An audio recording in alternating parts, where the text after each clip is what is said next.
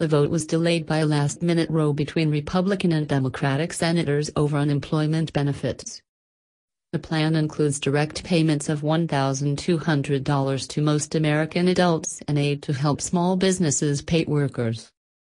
U.S. coronavirus deaths are around the 1,000 mark, and there have been nearly 70,000 confirmed infections.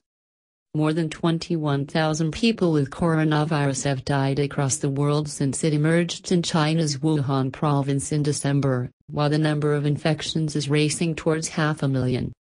Southern Europe is now the center of the pandemic, with Italy and Spain recording hundreds of new deaths every day. What was the snag in Congress? President Donald Trump, a Republican, said on Wednesday he would sign the fast-tracked bill as soon as it reached his desk. But the plan hit a speed bump as Republican Senators Tim Scott, Rick Scott, Ben Sasse and Lindsey Graham said its major expansion of unemployment benefits provided a strong incentive for employees to be laid off instead of going to work. They said they would oppose the bill unless it was fixed to ensure workers could not have a higher income while unemployed than in a job. Senator Bernie Sanders, who is running for the Democratic presidential nomination, said he would oppose the bill unless the Republicans dropped their objections. He also demanded tougher conditions on the legislation's corporate welfare. In the end, the Republican senators were allowed to vote on their amendment, which failed. The bill does have cross-party support, but it must still be passed in votes in the Senate and House of Representatives before the president signs it into law. With revisions being made to the bill late into Wednesday, the Republican majority Senate finally, and unanimously, approved it with a 96-0 vote. It now moves on to the House, which is expected to vote on Friday. Senate Majority Leader Mitch McConnell said he was proud that not a single senator voted against the bill.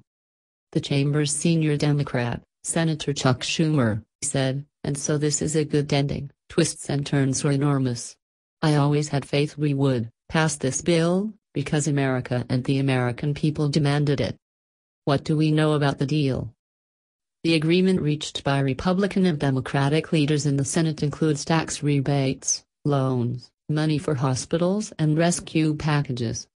Though the nearly 900-page bill's price tag amounts to roughly half the size of the U.S. government's annual budget, little has emerged of its finer details. Individuals who earn $75,000 or less would get direct payments of $1,200 each. Married couples with household income of up to $150,000 would receive $2,400 and an additional $500 per each child.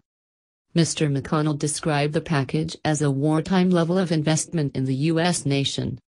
The Democratic Speaker of the House, Nancy Pelosi, said she hoped the bill could be passed by voice vote. That would allow members of Congress, several of whom have coronavirus or are self-isolating, to stay away from the chamber in order to cast their votes.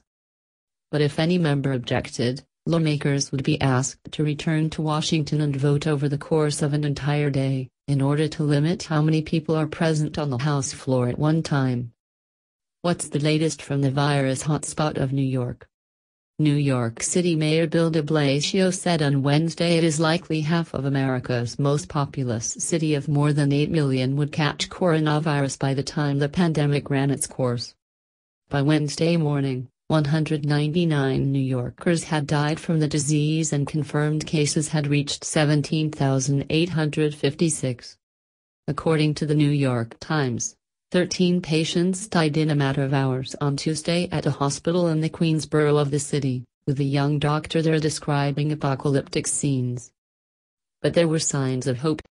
New York Governor Andrew Cuomo spoke on Wednesday of tentative indications that the spread of the disease may be slowing.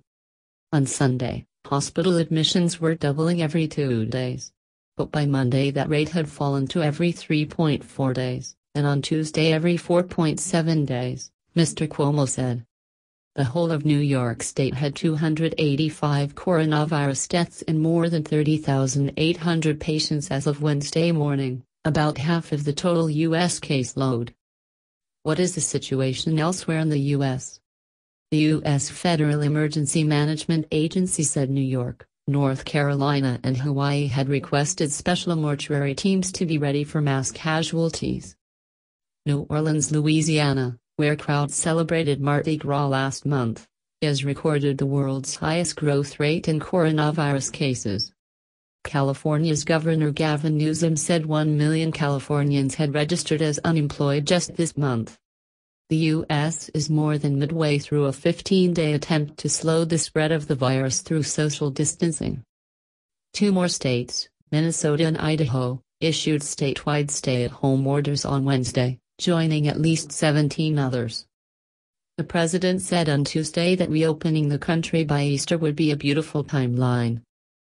But Dr. Anthony Fauci, the infectious disease expert who is helping lead the U.S. response to coronavirus, told CNN on Wednesday, the virus makes the timeline.